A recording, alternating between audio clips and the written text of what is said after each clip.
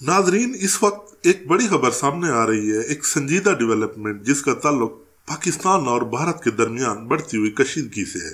जी हाँ, भारतीय मीडिया की जानिब से मुसलसल दावे किए जा रहे हैं कि भारत पाकिस्तान पर हमले की तैयारी कर रहा है। अब सवाल ये है, हकीकत क्या है और पीछे असल कहानी क्या चल रही है? हमारी रिसर्च टीम गुज़श्ता 3 से 4 घंटे से इस वाक़े पर मुसलसल काम कर रही है और जो मालूमात हमने इकट्ठी की हैं वो न सिर्फ होश उड़ा देने वाली हैं बल्कि पूरे खित्ते के लिए संगीन खतरे की घंटी है। ये दहशतगर्दी का वाकया मकबूजा कश्मीर के एक हसास इलाके में पेश आया और जैसे ही धमाके की खबर आई, भारतीय मीडिया ने अपनी रिवायती मुहिम शुरू कर दी। बज़ाहिर ये महज रिपोर्टिंग थी, लेकिन अगर आप गौर से देखें तो ये एक सिस्टमेटिक मुहिम है। डिफेंस एनालिस्ट, एंकर, सियासी मुबस्सिरीन सब एक ही घसा-पटा स्क्रिप्ट बोल रहे हैं। ये हमला पाकिस्तान ने करवाया, ये हमला पाकिस्तान से हुआ, यानी बगैर किसी तफ्तीश, बगैर किसी सबूत के इल्जाम का रुख पाकिस्तान की तरफ मोड़ दिया गया। ये सब कुछ अचानक नहीं हुआ, ये एक प्लानिंग के तहत हो रहा है। हर चैनल, हर तजियाकार, हर पैनल सब मिलकर एक बयाने की तश्कील देने में मसरूफ है। अब सवाल ये है कि हमला कहाँ हुआ, कैसे हुआ और इस वक्त वहाँ क्या हालात हैं। हमें जो इतलात मिली हैं उनके मुताबिक ये वाकया वादी के एक सियासी मकाम पर हुआ जिसका नाम पहलगाम है, जहां गैर मुल्की और भारतीय सियाह बहुत बड़ी तादाद में मौजूद थे। हमले के फौरन बाद न सिर्फ मकामी सिक्योरिटी फोर्सेस हरकत में आई बल्कि आर्मी के हेलीकॉप्टर और कमांडो यूनिट्स भी फौरी तौर पर इलाके में पहुंचा दिए गए। इलाके को मुकम्मल तौर पर सील कर दिया गया और ताहाल मीडिया तक रसाई बंद है। इस दौरान भारतीय हुकूमत के तर्जुमानों ने जो बयानात दिए वो खुद इस बात की निशानदाही करते हैं कि मामला सिर्फ दहशतगर्दी का वाकया नहीं बल्कि इसके पीछे कोई बड़ी स्ट्रेटेजी कार फरमा है। क्या ये मुमकिन है कि भारत इस वाकये को बुनियाद बनाकर बैनुल-अक़वामी हिमायत हासिल करे? क्या ये मुमकिन है कि आने वाले दिनों में भारत पाकिस्तान पर कोई बड़ी अस्करी कार्रवाई करे?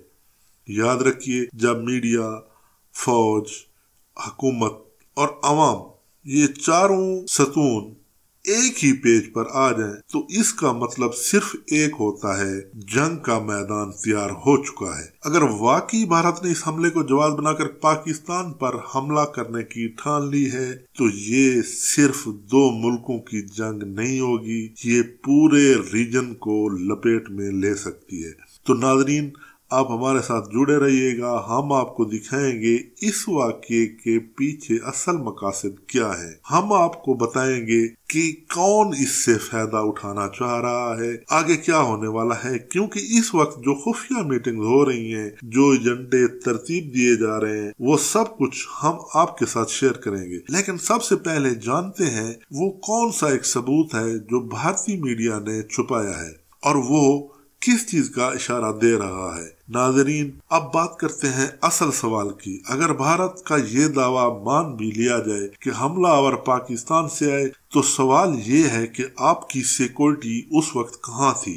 पाकिस्तान और भारत की कंट्रोल लाइन से 200 किलोमीटर अंदर, और ये सारा 200 किलोमीटर शदीद खौफनाक किस्म का पहाड़ी इलाका है जिसको ट्रैवलिंग टाइम 5 से 8 घंटे है। पहलगाम जैसी हसास जगह तक अगर कोई पाकिस्तान से हमलावर अंदर पहुंच जाता है तो ये आपकी नाकामी है, ना कि पाकिस्तान की साजिश। और अब जरा देखिए भारतीय मीडिया कैसे इस वाकये को बलोचिस्तान से जोड़ने की कोशिश कर रहा है। बार बार उनके न्यूज चैनल्स पर एक ही नुक्ता दोहराया जा रहा है, बलोचिस्तान, बलोचिस्तान, बलोचिस्तान, जैसे हर मसले का हल या हर साजिश की जड़ बलोचिस्तान हो। और जब हम उन पर सवाल करते हैं तो वो बौखला जाते हैं। अब मैं एक बात वाज़ेह करना चाहता हूँ, खास तौर पर उन भारत नाजरीन के लिए जो इस वीडियो को देख रहे हैं। जब पाकिस्तान के सूबा बलोचिस्तान में जाफर एक्सप्रेस पर हमला हुआ था, जब हमारे शहरी शहीद हो रहे थे, तो आप उन्हीं हमलावरों को फ्रीडम फाइटर्स कह रहे थे।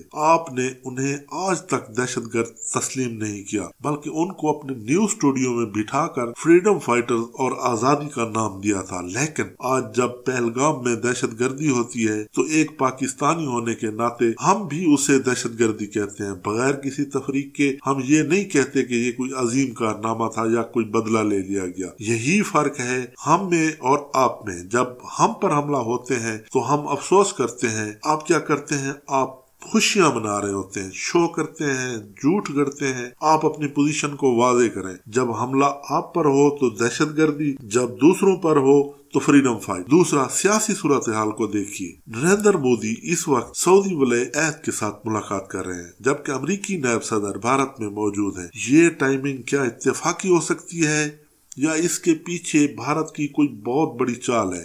یاد رکھیے، یہی وہ ٹرمپ ہے جس نے پوری دنیا کو ٹیرف کی جنگ میں الجھایا ہوا ہے۔ اب وہ چین کے ساتھ معاشی جنگ کا آغاز کر چکا ہے۔ ایسے میں بھارت خود کو خطے کا ٹھیکیدار بنانے پر تلا ہوا ہے۔ وہ دکھانا چاہتا ہے کہ ہم سب سے بڑے وکٹم ہیں، تاکہ وہ دہشت گردی کے نام پر انٹرنیشنل میڈیا اور انٹرنیشنل فورمز کی ہمدردی سمیٹ سکے۔ لیکن ہم جانتے ہیں بھارت کی یہ سازش نئی نہیں ہے۔ ابھی نندن کو بھیجا، جہاز گرایا ہم نے، چائے پلائی، پھر واپس بھیج دیا۔ یہ پاکستان کی شرافت تھی۔ جب سرجیکل اسٹرائک کا جھوٹا دعویٰ کیا تو ہوا کچھ بھی نہیں، صرف خالی دعویٰ، اور 3 سے 4 کوے مار دیے۔ پاکستانی افواج اس وقت بھی جاگ رہی تھی، پاکستانی افواج اس وقت بھی جاگ رہی ہیں۔ اگر بھارت سمجھتا ہے وہ کوئی حرکت کر سکتا ہے تو یہ اس کی بھول ہے۔ ہماری ایئر فورس، ہماری آرمی، ہمارے عوام، ہم سب ایک ہیں۔ کراچی سے خیبر تک کوئی سندھی، بلوچی، پنجابی یا پختون نہیں، صرف پاکستانی ہے۔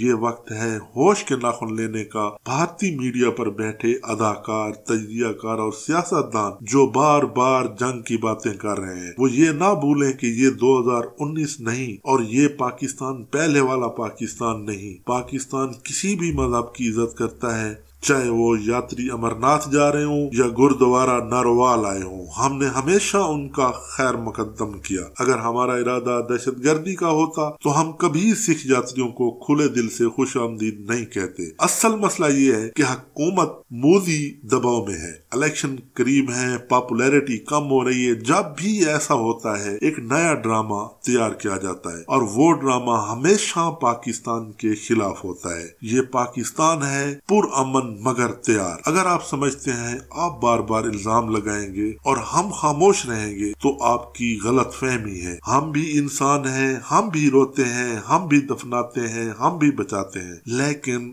ایک بات پکی ہے، اگر آپ نے حملہ کیا تو جواب ضرور ملے گا، کیونکہ پاکستان صرف بولتا نہیں، کر کے دکھاتا ہے۔ جنگ کی سازشیں کرو گے تو حساب چکایا جائے گا، چاہے وہ لفظوں کی وار ہو یا جنگ کی وار۔ اللہ آپ کو اور ہمیں حق سمجھنے، بولنے اور سننے کی توفیق دے۔ اگلی ویڈیو میں دوبارہ ملاقات ہوگی، تب تک کے لیے اللہ حافظ۔